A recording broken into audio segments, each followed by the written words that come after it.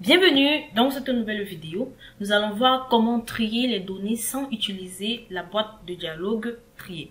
Alors, parfois, le tri de données sans utiliser la boîte de dialogue trier est plus pratique. Donc, pour illustrer cet exemple, on va donc utiliser à nouveau cette base de données où on a tout simplement les ventes d'une petite entreprise de vente du maquillage. Où dans la colonne E, on a les numéros de transactions. Dans la colonne F, on a les noms de chaque vendeur. Dans la colonne G, on a les dates vendues. Dans la colonne H, on a la liste des produits. Dans la colonne I, on a les unités vendues. Dans la colonne J, on a les ventes. Et enfin, dans la colonne K, on a la localisation. Ensuite, on aimerait donc filtrer ou encore trier les données de sorte que les transactions soient d'abord triées par vendeur, c'est-à-dire le nom des vendeurs, la colonne F. Ensuite, par les produits, la colonne H. Par unité de vente, la colonne I. Et enfin, dans l'ordre chronologique du plus ancien au plus récent, c'est-à-dire la colonne G. Donc pour cela, on va donc d'abord commencer par sélectionner la colonne la moins importante à trier en premier, c'est-à-dire la colonne G, qui représente les dates. Donc on va sélectionner la cellule G3 AG 1894. Ensuite, contrôle plus maj plus la colonne de direction vers le bas. Ensuite, je vais tout simplement aller au niveau de l'onglet données du ruban. Dans le groupe trier et filtrer, je vais cliquer donc sur tri de A à Z. Alors, lorsque je clique sur tri de A à Z, cela active donc la boîte de dialogue. Attention, voilà, attention. Ici, Microsoft Excel a trouvé des données près de votre sélection. Comme elles ne sont pas sélectionnées, elles ne sont pas triées. Donc, que voulez-vous faire? On va cliquer dans ce petit bouton radio étendre la sélection.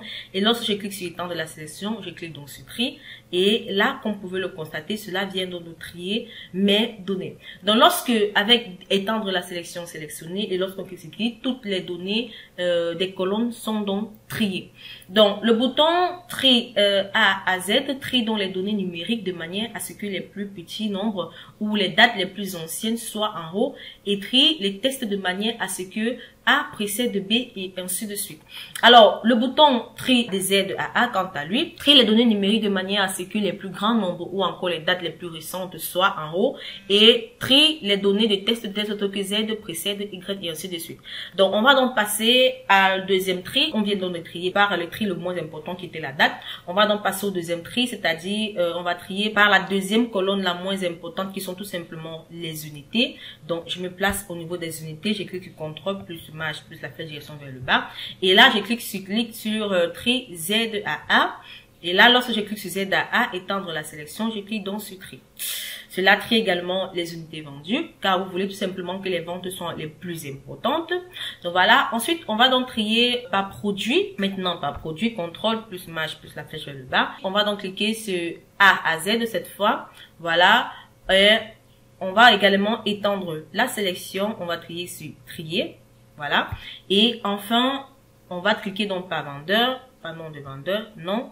CTRL plus maj puis la flèche vers le bas. Et là, je clique donc par vendeur sur A à Z.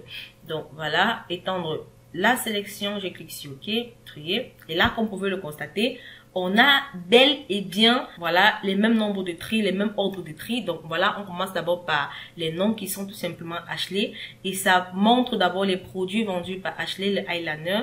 Et comme vous pouvez le constater au niveau de la ligne 6 et 7, on a deux produits qui ont les mêmes unités. On passe donc par le produit qui a été vendu le plus ancien. Donc voilà, on a donc effectivement les mêmes, on a trié les données de la même manière que lorsqu'on trie les données avec plusieurs critères.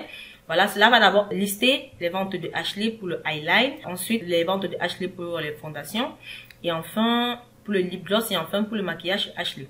Ensuite, on passe à Biki, Bestie, ainsi de suite, jusqu'à Zari.